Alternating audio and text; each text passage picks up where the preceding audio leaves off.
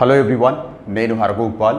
ఈ వీడియోలో రేఖా గణితం జామెట్రీలో 4th పార్ట్ కంటెంట్స్ గురించి డిస్కస్ చేద్దాం. ఆల్రెడీ 3 వీడియోస్లో 3 డిఫరెంట్ టాపిక్స్ గురించి చెప్పుకుంటూ వచ్చాను.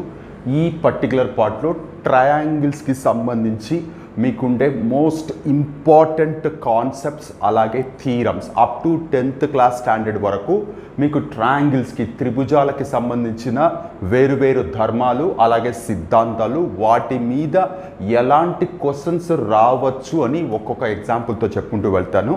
ఈ కంటెంట్ పేపర్ 1కి అండ్ పేపర్ 2కి అలాగే డిఎస్సి స్కూల్ అసిస్టెంట్ మ్యాథ్స్కి ప్రిపేర్ అవుతున్న వాళ్ళకి ఆల్ ద 3 కేటగిరీస్లో మోస్ట్ ఇంపార్టెంట్ టాపిక్ లాగా మీరు కన్సిడర్ చేయొచ్చు. సో లేట్ చేయకుండా మనం దీంతో స్టార్ట్ చేద్దాం.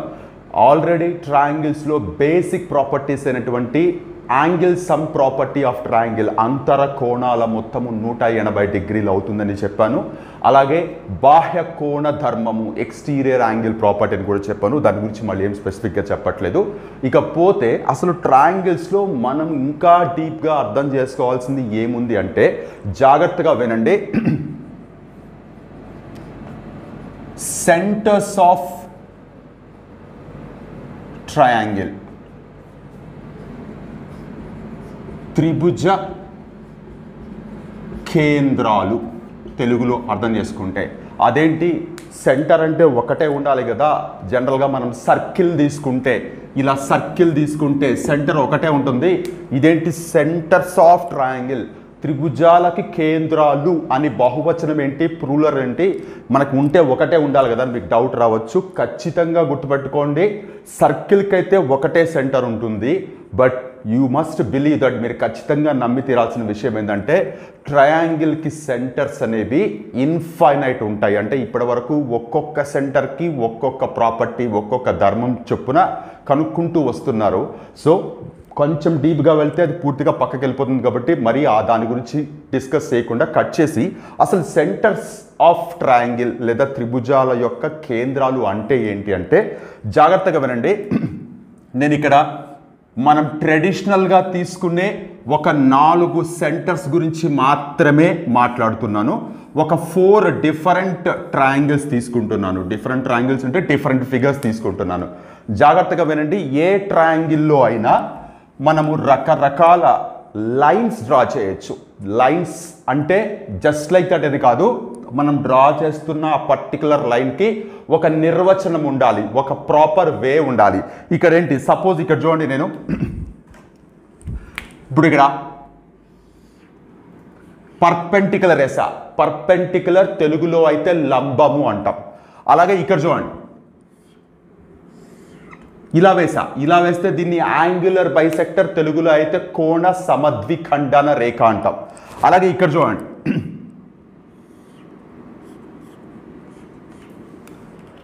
చూడండి ఇక్కడ దీన్ని మీడియన్, తెలుగులో అయితే మధ్యగతము అంటాం. ఇప్పుడు ఇక్కడ చూడండి,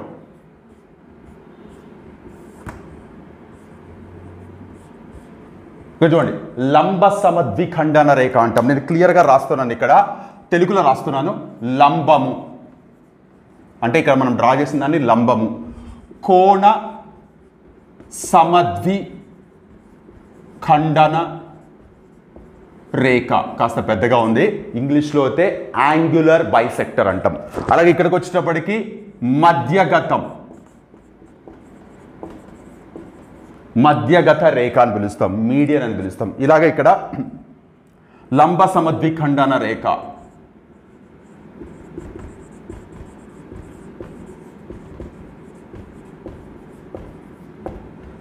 లంబ సమద్విఖండన రేఖ, లంబము, మధ్యగత రేఖ, కోణ సమద్విఖండన రేఖ, లంబ సమద్విఖండన రేఖ. ఇక చూడండి, ఈ లంబము కానీ కోణ సమద్విఖండన రేఖ కానీ మధ్యగత రేఖ కానీ మనము వర్టెక్స్ నుంచి అంటే శీర్షాల నుంచి వేస్తాం.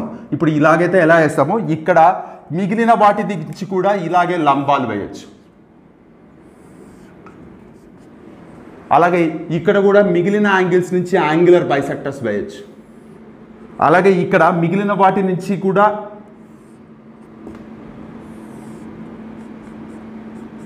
ఇలా వేయచ్చు. ఇక్కడ చూడండి, ఇవి 3 వర్టిసెస్ నుంచి వేస్తే దీనికి మాత్రం ఈ భుజానికి లంబ సమద్విఖండన రేఖ, అలాగే ఈ భుజానికి కూడా లంబ సమద్విఖండన రేఖ వేయచ్చు, ఈ భుజానికి కూడా లంబ సమద్విఖండన రేఖ వేయచ్చు.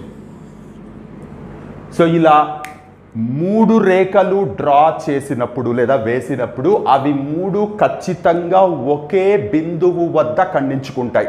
ఇది మీరు ఖచ్చితంగా గుర్తుపెట్టుకోవాల్సిన విషయం. ఒకే ధర్మాన్ని కలిగిన రేఖలు డ్రా చేస్తున్నాము, ఒకే ధర్మం, ఒకే ప్రాపర్టీ అంటున్నాను. అంటే ఇప్పుడు చూడండి, ఇక్కడ నేను డ్రా చేసిన 3 లైన్స్ ఖచ్చితంగా లంబాలు లేదా ఆల్టిట్యూడ్స్ లేదా పర్పెండిక్యులర్స్. ఇక్కడ డ్రా చేసిన 3 యాంగులర్ బైసెక్టర్స్ కోణ సమద్విఖండన రేఖలు. ఇక్కడ డ్రా చేసినవి మీడియన్స్ మధ్యగత రేఖలు. ఇక్కడ డ్రా చేసిన 3 లైన్స్ పర్పెండిక్యులర్ బైసెక్టర్స్ లంబ సమద్విఖండన రేఖలు. ఇవి 3 ఖచ్చితంగా ఒకే బిందువు దగ్గర ఖండించుకుంటే మీకు డౌట్ లేదు.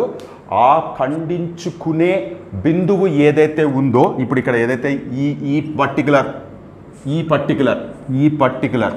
పర్టికులర్ వీటికి స్పెసిఫిక్ నేమ్స్ ఉన్నాయి, స్పెసిఫిక్ పేర్లు ఉన్నాయి. అవే మనకి చాలా ఇంపార్టెంట్. వాటినే మనం త్రిభుజ కేంద్రాలు అంటాం. ఇక్కడ మనకి అకాడమిక్ సైడ్ సిలబస్లో మ్యాక్సిమం 5 ఉంటాయి. ఇక్కడ డ్రా చేసిన 4 కాకుండా ఇంకొకటి ఉంది ఎక్స్ సెంటర్ని. బట్ ప్రస్తుతానికి దీని గురించి మాట్లాడదాం. ఎక్స్ సెంటర్ అనేది ఇంటర్మీడియట్ స్టాండర్డ్లో వస్తుంది. మీకు టెట్ పేపర్ 1 అయినా పేపర్ 2 అయినా ఇంతవరకే మనకి చాలా క్వశ్చన్స్ ఉన్నాయి. సో ఇప్పుడు ఇక్కడ లంబాలు డ్రా చేసినప్పుడు ఖచ్చితంగా ఒక బిందువు ఏర్పడుతుంది, త్రిభుజ కేంద్రం అంటాం. కోణ సమద్విఖండాలు డ్రా చేసినప్పుడు కూడా అవి 3 ఇంటర్సెక్ట్ అయ్యే పాయింట్ దగ్గర ఒక పాయింట్ ఫామ్ అవుతుంది.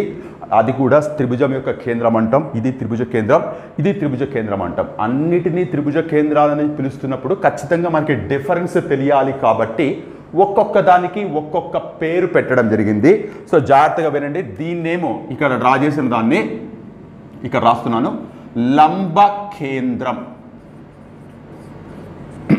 ఇంగ్లీష్లో అయితే ఆర్థో సెంటర్ అంటారు. ఆర్థో సెంటర్ గుర్తుపెట్టుకోండి.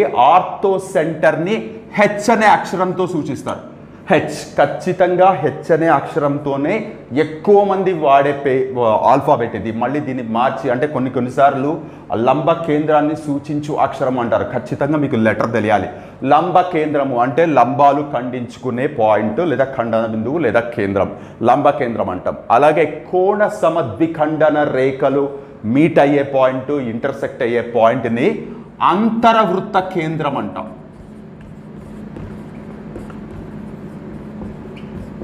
అంతరవృత్త కేంద్రము ఇంగ్లీష్లో అయితే ఇన్ సెంటర్ అంటాం.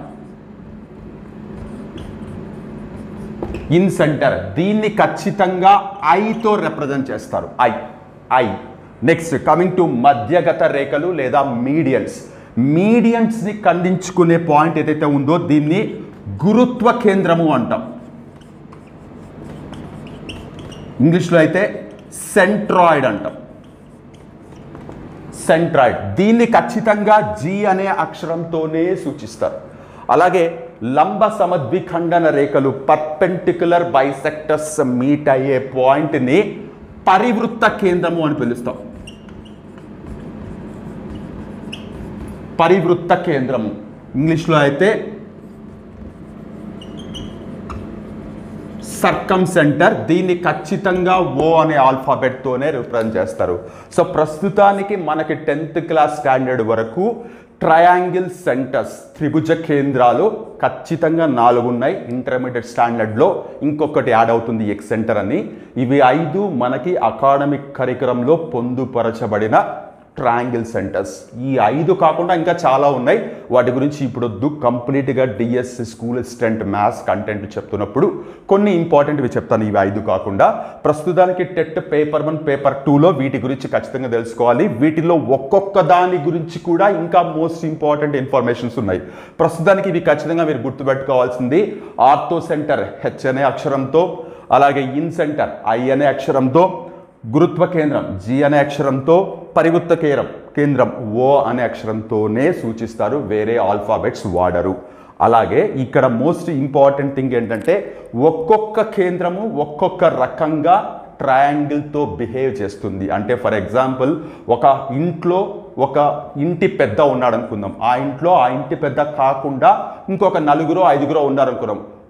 ఐదు మంది ఒక్కొక్కరు ఒక్కొక్క రకమైన రిలేషన్ని, ఒక్కొక్క రకమైన అటాచ్మెంట్ని కలిగి ఉంటారు ఆ ఇంటి పెద్దతో. అలాగే ఇక్కడ 4 ట్రయాంగిల్స్లో 4 డిఫరెంట్ సెంటర్స్ కనబడుతున్నాయి. ఈ సెంటర్స్ ఆ పర్టికులర్ ట్రయాంగిల్తో ఒక్కొక్క రకమైన ప్రాపర్టీ లేదా ఒక్కొక్క రకమైన బిహేవియర్ కలిగి ఉంటుంది. అది మనం ఖచ్చితంగా తెలుసుకోవాలి. ఇక్కడ మీకు చాలా రకాల క్వశ్చన్స్ ఫామ్ చేసే ఛాన్స్ ఉంది. So incentre is the intersection point of dash. అంతరవృత్త కేంద్రం అనేది డాష్ రేఖల మిళిత బిందువు. ఈ రేఖలు అంటారు. ఆ రేఖలు ఏంటి? కోణ సమద్విఖండన రేఖలు. Dash is the intersection point of medians centroid. గురుత్వ కేంద్రం అనేది డాష్ రేఖల మిళిత బిందువు, మధ్యగత రేఖలు. అలాగే ఆర్థో సెంటర్ అనేది డాష్ రేఖల మిళిత బిందువు, లంబాల మిళిత బిందువు లేదా ఆల్టిట్యూడ్స్ యొక్క మీటింగ్ పాయింట్ లేదా ఇంటర్సెక్షన్ పాయింట్. సో ఇది ఖచ్చితంగా తెలుసుకోవాలి. అలాగే ఒకసారి చూడండి, 2 డిఫరెంట్ ట్రయాంగిల్స్ వేసాను. ఇన్ సెంటర్ లేదా అంతరవృత్త కేంద్రము అంటే యాంగులర్ బైసెక్టర్స్ మీట్ అయ్యే పాయింట్ అని చెప్పాను. అలాగే సర్కమ్ సెంటర్ పరివృత్త కేంద్రం అంటే పర్పెండిక్యులర్ బైసెక్టర్స్ లంబ సమద్విఖండన రేఖలు మీట్ అయ్యే పాయింట్ అని చెప్పాను. మీరు ఖచ్చితంగా గుర్తుపెట్టుకోవాల్సింది ఇన్ సెంటర్ లేదా అంతరవృత్త కేంద్రం అని చెప్తున్నప్పుడే ఖచ్చితంగా ఇది ఈ లోపల అన్ని సైడ్స్ను టచ్ చేస్తూ ఒక సర్కిల్ డ్రా చేయగలిగితే దానికి సెంటర్ అవుతుంది. మీరు గుర్తుపెట్టుకోవాల్సింది ఏంటంటే ఇది ఇక్కడి నుంచి ఇలా పర్పెండిక్యులర్ డ్రా చేస్తా, ఇక్కడి నుంచి ఇలా పర్పెండిక్యులర్ డ్రా చేస్తా, ఇక్కడి నుంచి ఇలా పర్పెండిక్యులర్ డ్రా చేస్తా. ఇక్కడ నేను డ్రా చేసినవి అన్నీ రేడియస్ వ్యాసార్థం అవుతాయి. అంటే దాని అర్థం ఏంటి? ఈ ఇన్ సెంటర్ అనేది సైడ్స్ నుంచి ఈక్వల్ డిస్టెన్స్లో ఉంటుంది. సో అంతరవృత్త కేంద్రం అనేది భుజాల నుంచి సమాన దూరంలో ఉంటుంది. Most important one. ఈ ఇన్ సెంటరు, యాంగులర్ బైసెక్టర్స్ ఇవేవి ఇవ్వకుండా ఒక త్రిభుజంలో భుజాల నుంచి సమాన దూరంలో ఉండే బిందువు డాష్ అని నేను ఇందాక చెప్పిన 4 వర్డ్స్ ఇస్తారు. అంటే incentre, circumcentre, orthocentre, centroid. So the point which is equidistant from all the 3 sides of triangle is nothing but in center. So భుజాల నుంచి సమాన దూరంలో ఉండే బిందువు ఇన్ సెంటర్ అవుతుంది. ఎందుకంటే క్లియర్గా లోపల సర్కిల్ వేశాను. పర్పెండిక్యులర్స్ వేస్తే ఇవి 3 పర్పెండిక్యులర్స్ వ్యాసార్థాలు రేడిఐ అవుతాయి కాబట్టి ఖచ్చితంగా ఈక్వల్ డిస్టెన్స్ ఉంటుంది. అది nothing but in center is the point which is equidistant from all the 3 sides of triangle. అంతరవృత్త కేంద్రం అనేది 3 భుజాల నుంచి సమాన దూరంలో ఉండే బిందువు. మరి అక్కడికి వద్దాం. సర్కమ్ సెంటర్ పరివృత్త కేంద్రము అని పిలుస్తాం తెలుగులో. అయితే ఏంటి పరివృత్తము అంటే వెరీ సింపుల్. దీనికి బయట ఇలా సర్కిల్ గీయచ్చు. అంటే ఆల్ ద 3 వర్టిసెస్ ఉండేటట్లు బయట సర్కిల్ వేయచ్చు. మరి ఏంటి ఇప్పుడు ఇక్కడి నుంచి దీనికి ఇలా జాయిన్ చేశాను, ఇలా జాయిన్ చేశాను, ఇలా జాయిన్ చేశాను. ఇవి 3 రేడియస్ అవుతాయి కదా. ఇవి 3 ఇప్పుడేమో లోపల కాబట్టి పర్పెండిక్యులర్స్ వేసా. ఇప్పుడు ఇక్కడ బయట సర్కిల్ ఇట్లా పాస్ అయింది కాబట్టి దీనికి టచ్ అయ్యేటట్లు అంటే దీనికి ఇలా జాయిన్ చేసా, వర్టిసెస్ జాయిన్ చేసా. ఇప్పుడు చూడండి ఇవి 3 రేడియస్ అవుతుంది. అంటే దాని అర్థం ఏంటి? ఇక్కడ అంతరవృత్త కేంద్రము భుజాల నుండి సమాన దూరంలో ఉంటుంది. బట్ ఇక్కడ పరివృత్త కేంద్రం శీర్షాల నుండి సమాన దూరంలో ఉంటుంది. Most important. మీకు చాలా తక్కువగా, చాలా రేర్గా అకాడమిక్ టెక్స్ట్ బుక్స్లో కనబడుతుంటుంది ఇలాంటి డీప్ అనాలిసిస్ అండ్ ఇన్ఫర్మేషన్. ఇది చాలా ఇంపార్టెంట్ మనకి ఎగ్జామ్స్ ఫేస్ చేయడానికి. స్టూడెంట్స్కి చాలా గజిబిజిగా ఉంటుందేమో కానీ మనకి కమింగ్ టు ద టీచర్స్ ఇది చాలా ఇంపార్టెంట్ ఇన్ఫర్మేషన్స్. ఇలాంటి ఇన్ఫర్మేషన్ మీదనే మనం క్వశ్చన్స్ ఎక్స్పెక్ట్ చేయాల్సి ఉంటుంది. హోప్ క్లియర్గా అర్థమైంది అనుకుంటున్నాను. సో సర్కమ్ సెంటర్ లేదా పరివృత్త కేంద్రం అనేది శీర్షాల నుంచి సమాన దూరంలో ఉంటుంది. శీర్షాల నుంచి సమాన దూరంలో ఉండే బిందువు డాష్, భుజాల నుంచి సమాన దూరంలో ఉండే బిందువు dash. The point which is equidistant from all the 3 vertices of a triangle is dash. The point which is equidistant from all the sides of triangle is dash. ఖచ్చితంగా ఇలాంటి క్వశ్చన్స్ మీరు ఎక్స్పెక్ట్ చేయాల్సి ఉంటుంది. జామెట్రీలో మనకి ఎంత డీప్ అండర్స్టాండింగ్ ఉంది based on triangle centres, ఇది చాలా important. Coming to this one, ఇప్పుడు ఇవి రెండే కాకుండా ఇంకా మనము ఆర్థో సెంటర్ అండ్ సెంట్రాయిడ్ గురించి మాట్లాడుకున్నాము. ఎస్పెషల్లీ దీంట్లో centroid is more powerful. 10th class coordinate geometry కూడా సెంట్రాయిడ్ కనుక్కోవడానికి సపరేట్ ఫార్ములా ఉంది అండ్ దాని మీద చాలా ప్రాబ్లమ్స్ కూడా ఉన్నాయి. సో దాని గురించి కూడా మనం డీటెయిల్గా డిస్కస్ చేయాలి. ప్యూర్ జామెట్రీలో కూడా దీని మీద చాలా ఇంపార్టెంట్ ప్రాబ్లమ్స్ ఉన్నాయి సెంట్రాయిడ్ మీద. అసలు సెంట్రాయిడ్ అంటే ఏంటి ఇందాకే చెప్పాను. ఒక ట్రయాంగిల్లో మీరు మధ్యగత రేఖలు వేస్తే, మధ్యగత రేఖలు అంటే మీడియన్స్, ఇలా ఎదుటి భుజాన్ని సమాన భాగాలుగా విడగొట్టే ఇవే వేస్తే, సో దీన్ని మనం సెంట్రాయిడ్ అంటాం. ఇక్కడ మోస్ట్ ఇంపార్టెంట్ థింగ్, దీన్ని తెలుగులో గురుత్వ కేంద్రం అని పిలుస్తాం.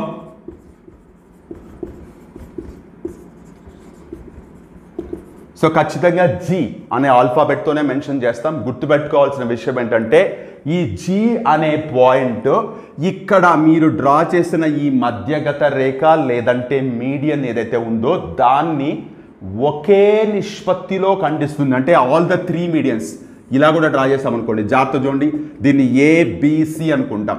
ఈ జీ అనే పాయింట్ సపోజ్ ఇది డి, ఇది ఈ, ఇది ఎఫ్ అనుకుందాం. సో ఇప్పుడు ఇక్కడ ఏడి పాయింట్ జీ ఇక్కడ ఉంది. సో ఈ ఏడి ఎంత పొడవన్నా ఉండనివ్వండి, ఖచ్చితంగా ఈ 2:1 రేషియోలో డివైడ్ అవుతుంది. అంటే వర్టెక్స్ వైపు, శీర్షం వైపు 2 భాగాలు ఉంటే భుజం వైపు 1 భాగం ఉంటుంది. ఏడి మాత్రమే కాదు, సపోజ్ బిఈ తీసుకుందాం. ఇక్కడ బిఈ ఇక్కడ తీసుకున్నా, జీ ఇక్కడ తీసుకుంటున్నా, ఖచ్చితంగా ఇక్కడ కూడా ఇది 2 భాగాలు ఉంటే ఇది 1 భాగం ఉంటుంది. Not only this one, even CF తీసుకున్నా కూడా, సిఎఫ్ ఇలా జాయిన్ చేస్తున్నాను, సిఎఫ్ మధ్యలో ఇక్కడ జీ ఉంది. సో ఇక్కడ కూడా మీకు ఖచ్చితంగా ఇది 2 భాగాలు ఉంటే ఇది 1 భాగం ఉంటుంది. సో జాగ్రత్తగా వినండి, గురుత్వ కేంద్రము లేదా సెంట్రాయిడ్ అనేది ప్రతి మీడియన్ని 2:1 రేషియోలో డివైడ్ చేస్తుంది. ఆ 2:1 రేషియో కూడా 2 భాగాలు వర్టెక్స్ వైపు, 1 భాగం భుజం వైపు. దీన్ని కూడా మనం తెలుగులో అయితే త్రిదాకరణ బిందువు, ట్రైసెక్షన్ పాయింట్ అని పిలుస్తాం. Trisection point, trisection point, త్రిదాకరణ బిందువు. సో ఇక్కడ మధ్యగత రేఖ లేదా మధ్యగత రేఖల మిళిత బిందువు గురుత్వ కేంద్రం అవుతుంది. ఇవేమీ చెప్పకుండా సింపుల్గా మధ్యగత రేఖ మీద త్రిదాకరణ బిందువుని డాష్ అంటాము. The trisection point of median is called as dash. ఖచ్చితంగా మీరు గుర్తుపెట్టుకోవాల్సింది సెంట్రాయిడ్ లేదా గురుత్వ కేంద్రము. Very very very important. And ఇక్కడ ఇంకొక ఇంపార్టెంట్ విషయం ఏంటి అంటే, సపోజ్ ఇప్పుడు ఇదంతా రబ్ చేసేస్తున్నాను, ఇది మాత్రమే రబ్ చేస్తున్నా. ఈ డయాగ్రామ్లో మనకి ఇంకొక ఇంపార్టెంట్ ఇన్ఫర్మేషన్ ఏంటి అంటే, జాగ్రత్తగా చూడండి, ఈ డయాగ్రామ్లో మనం 3 మీడియన్స్ జాయిన్ చేసిన తర్వాత మనకి టోటల్గా 6 ట్రయాంగిల్స్ ఫామ్ అయ్యాయి. గుర్తుపెట్టుకోవాల్సిన విషయం ఏంటి అంటే, ఈ 6 ట్రయాంగిల్స్ కాంగరెంట్ అయినా కాకపోయినా, అంటే సర్వసమానం అయినా కాకపోయినా వాటి వైశాల్యాలు సమానంగా ఉంటాయి. మోస్ట్ ఇంపార్టెంట్ వన్, దీని మీద క్వశ్చన్ ఎక్స్పెక్ట్ చేయొచ్చు మీరు, ఎందుకంటే ఇది ఎవ్వరూ పెద్దగా పట్టించుకోని విషయం ఇది. సో ఇక్కడ డ్రా చేసినప్పుడు ఖచ్చితంగా ఈ 6 ట్రయాంగిల్స్ యొక్క వైశాల్యాలు, ఏరియాస్ సమానంగా ఉంటాయి. సో ఇప్పుడు కొన్నిసార్లు వాళ్ళు ఏమంటారంటే, సపోజ్ ఒక ట్రయాంగిల్లో, ఏబిసి ట్రయాంగిల్లో ఇక్కడ చూడండి, జీ ఈజ్ ద సెంట్రాయిడ్ లేదా గురుత్వ కేంద్రము. 2 వర్టెక్స్కి జాయిన్ చేశారు. ఇట్లా 2 వర్టెక్స్కి జాయిన్ చేస్తే జీబీసీ ఏరియా సపోజ్ 10 అయింది అనుకుందాం. What is the area of triangle ABC? ABC యొక్క వైశాల్యం ఎంత అంటారు? సో ఇప్పుడు చూడండి, జీబీసీ ట్రయాంగిల్ 10 అంటున్నారు, అంటే ఇవి 2 కలిపి 10, ఇవి 2 కలిపితే కూడా 10 కావాలి, ఈ 2 కలిపితే కూడా 10 కావాలి. మొత్తానికి ఏరియా ఏమవుతుంది? 30 అవుతుంది. వెరీ ఇంపార్టెంట్ వన్, చాలా చాలా simple and very powerful and important. Questions expect చేయడానికి ఛాన్స్ ఉండే కాన్సెప్ట్ ఇది, ఎందుకంటే పెద్దగా పట్టించుకోరు. ఓకే సెంట్రాయిడ్ అంటే మీడియన్స్ జాయిన్ చేస్తే వస్తుందని మాత్రమే గమనిస్తారు తప్ప ఇంత డీప్ అనాలిసిస్ చాలా తక్కువ మంది చేస్తారు. సో ఇక్కడ ఉండే 6 ట్రయాంగిల్స్ ఒకవేళ ఓన్లీ ఇలా మాత్రమే జాయిన్ చేస్తే, ఇప్పుడు చూడండి ఇక్కడ 3 ట్రయాంగిల్స్ ఫామ్ అయ్యాయి. దీన్ని మీరు ఎక్స్టెండ్ చేస్తే 6 ట్రయాంగిల్స్ వస్తాయి. ఈ 3 ట్రయాంగిల్స్ కూడా ఏరియాస్ సమానంగా ఉంటాయి. Very important and very powerful one. అయితే ఇక్కడ ఎలాగో సిచ్యువేషన్ మీడియన్స్ గురించి వచ్చింది కాబట్టి ఈ పాయింట్ కూడా మీకు ఏరియాస్ క్యాలిక్యులేట్ చేస్తున్నప్పుడు మనకి పేరుకి మనం ట్రయాంగిల్స్కి సంబంధించిన జామెట్రీ కాన్సెప్ట్స్ నేర్చుకుంటున్నప్పటికీ ఏరియాస్ మీద కూడా కొన్ని క్వశ్చన్స్ ఈ నాలెడ్జ్తో చేయాల్సి ఉంటుంది. ఏంటి అంటే ఒక ట్రయాంగిల్ తీసుకుంటే ఈ ట్రయాంగిల్లో ఒక మీడియన్ కనుక డ్రా చేస్తే ఇక్కడ ఫామ్ అయ్యే 2 ట్రయాంగిల్స్ యొక్క ఏరియాస్ ఈక్వల్గా ఉంటాయి, వైశాల్యాలు సమానంగా ఉంటాయి. వెరీ ఇంపార్టెంట్ వన్ ఇది. సో ఇక్కడ ABC ఇది D అనుకుందాం. ఇవి కాంగరెంట్ అవుతాయా కావా అన్నది సిచ్యువేషన్ బట్టి ఉండొచ్చు, కానీ ఏరియాస్ మాత్రం ఖచ్చితంగా ఇది 12 ఉంటే ఇది 12 ఉంటుంది, అది 15 ఉంటే అది 15 ఉంటుంది. ఇది ఖచ్చితంగా గుర్తుపెట్టుకోవాల్సిన విషయం. మధ్యగత రేఖ మొత్తం త్రిభుజాన్ని 2 సమాన వైశాల్యాలుగా విభజిస్తుంది. Median divides every triangle into 2 equal areas. They need not to be congruent. ఇవి 2 సర్వసమానం కావాల్సిన అవసరం లేదు, కానీ ఖచ్చితంగా ఏరియాస్ ఈక్వల్గా ఉంటాయి. మీరు గుర్తుపెట్టుకోవాల్సిన విషయం. సో సెంట్రాయిడ్ మీద ఇంత ఇన్ఫర్మేషన్ ఉంది, మీరు గుర్తుపెట్టుకోవాల్సిన విషయం. అలాగే రీసెంట్గా ఒక ప్రాబ్లం దీని మీదే కాస్త ఇంట్రెస్టింగ్గా అనిపించింది. ఒకరిద్దరికి నేను డిఎస్సికి ప్రిపేర్ అవుతున్న వాళ్ళకి ఇచ్చినప్పుడు చాలా బ్యూటిఫుల్గా కూడా చేశారు. ఒక చిన్న క్వశ్చన్ చూడండి. ఈ ఇన్ఫర్మేషన్ మీదనే ఒక ట్రయాంగిల్ ఇలా ఉంది, ABC అనే ట్రయాంగిల్ ఇలా ఉంది. ఈ ట్రయాంగిల్లో 2 మీడియన్స్ ఇచ్చారు. AD దీని లెంత్ వచ్చేసి 15, అలాగే BE దీని లెంత్ వచ్చేసి 12. సో ఇక్కడ చూడండి,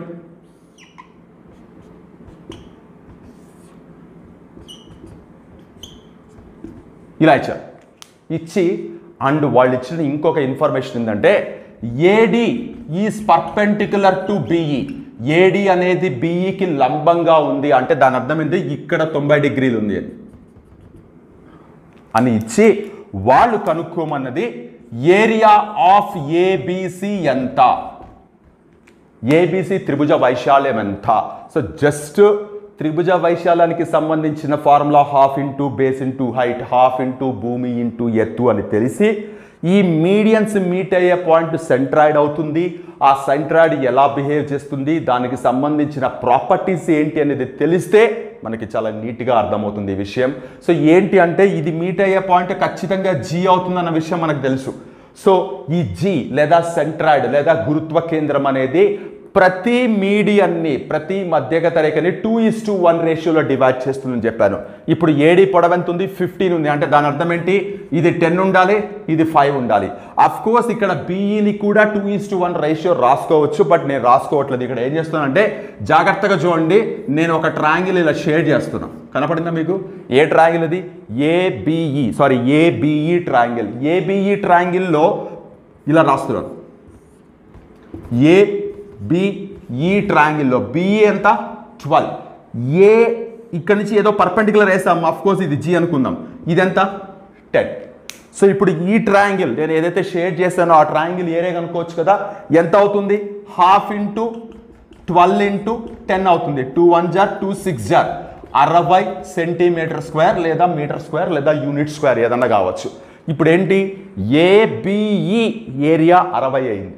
ABE ఏరియా 60 అయితే కింద BCE ఏరియా కూడా 60 అవుతుంది. ఎందుకు అవుతుంది?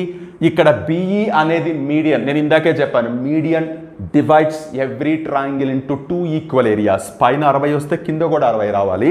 There four total area of ABC ఎంత అవుతుంది? 120 సెంటీమీటర్ స్క్వేర్ అవుతుంది. సో ఈ ట్రయాంగిల్ సెంటర్స్ మీద చాలా బ్యూటిఫుల్ ప్రాబ్లమ్స్ ఉన్నాయి.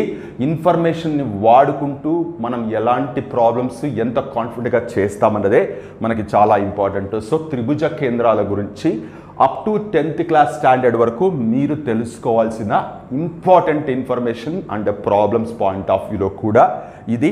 హోప్ మీకు అందరికీ క్లియర్గా అర్థమైంది అనుకుంటున్నాను. సో నెక్స్ట్ వీడియోలో ట్రయాంగిల్స్కి సంబంధించిన సిద్ధాంతాల గురించి డిస్కస్ చేద్దాం. ఎందుకంటే ఈ కంప్లీట్ ఇన్ఫర్మేషనే కంప్లీట్గా సిద్ధాంతాల నుంచి సపరేట్గా ఉంటుంది కాబట్టి వీటికి సంబంధించిన ఇంపార్టెంట్ క్వశ్చన్స్ చాలా రకాలుగా అడగడానికి ఛాన్స్ ఉంది కాబట్టి దీన్ని సపరేట్గానే అర్థం చేసుకోవాలి. హోప్ నేను చెప్పిన ఇన్ఫర్మేషన్ అంతా మీకు క్లియర్గా అర్థమైంది అనుకుంటున్నాను. నెక్స్ట్ వీడియోలో మేబీ దీని కంటిన్యూషన్ కానీ వేరే టాపిక్తో కానీ మళ్ళీ మీట్ అవుదాం. ఇంతవరకు take care, by. Yours Haragopal.